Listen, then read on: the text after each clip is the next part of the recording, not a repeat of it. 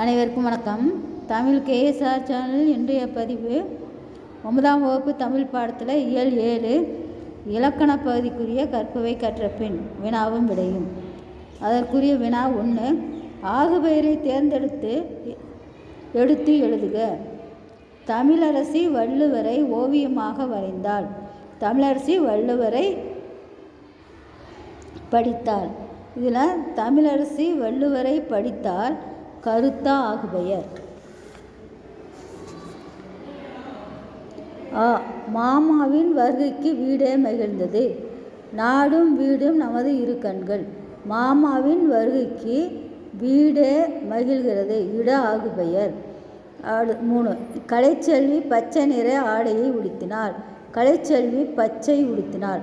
கலைச்செல்வி பச்சை உடுத்தினாள் என்பது பண்பு ஆகுபெயர். 4. நாலும் இரண்டும் சொல்லுக்குறுதி. நாலடி நானூறும் 2 அடி திருக்குறளும் வாழ்வுக்கு உறுதி தரும். நாலும் இரண்டும் சொல்லுக்குறுதி எண்ணல் அளவை ஆகுபெயர். அடுத்தது, ஞாயிற்றை உலகம் சுற்றி வருகிறது. நீங்கள் கூறுவதை உலகம் ஏற்குமா.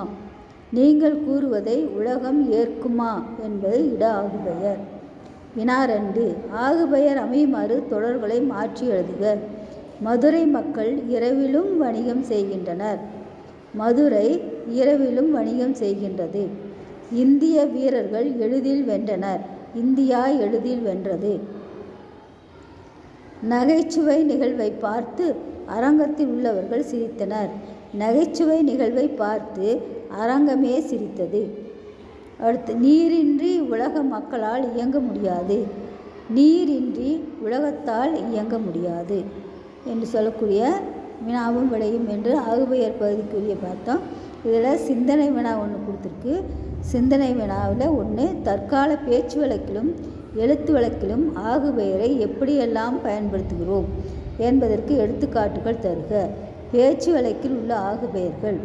1. விளக்கு அணைந்தது என்பதில் விளக்கு வெளிச்சத்தை குறிக்கும் சொல்லாக இருந்தாலும் அந்த வெளிச்சத்தை தாங்கி நிற்கின்ற பொருளை குறிக்கின்றது.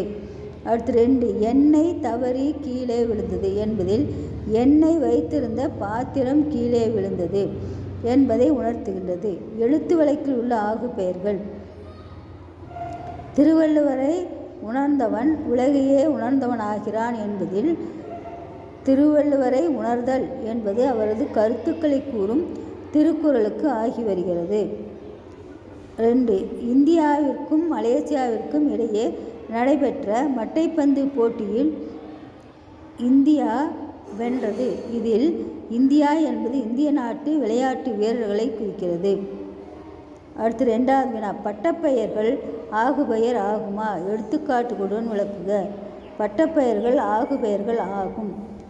எடுத்துக்காட்டு, வழக்குரைஞர், மருத்துவர், பேராசிரியர், முனைவர் போன்ற பட்டப்பெயர்கள் ஆகுபெயர்களாகும் என்று இந்த ஆகுபெயர்க்குரிய பகுதியை பார்த்தோம். நன்றி, வணக்கம், வாழ்க வளமுடன்.